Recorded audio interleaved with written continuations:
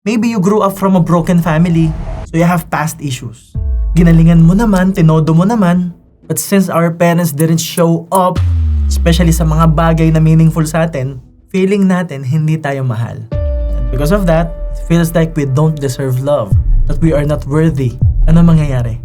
We will make mistakes. Sasadyain natin, di ba? Magkakating classes tayo, mag-iinom tayo, magre-rebelde tayo. Because we all thought that when we do bad things towards ourselves, masasaktan natin yung magulang natin. So para saktan natin yung mga mahal natin, sino sinasaktan natin? Sarili natin. And that's self-sabotage. And that's a huge mistake. And we know that. Kaya lang because of that, maninisi ka na nga. Diba? Magagalit ka na nga. Pwedeng magalit ka sa sarili mo, sa ibang tao. Tapos magigilty ka sa ginawa mo. Kasi alam mong mali yung ginawa mo. You will have more fear. You will make more mistakes. And yes, we are trying to break the cycle, guys, no? But since this is a cycle, the best we can do now is to recognize the patterns. Okay, dito pala siya galing.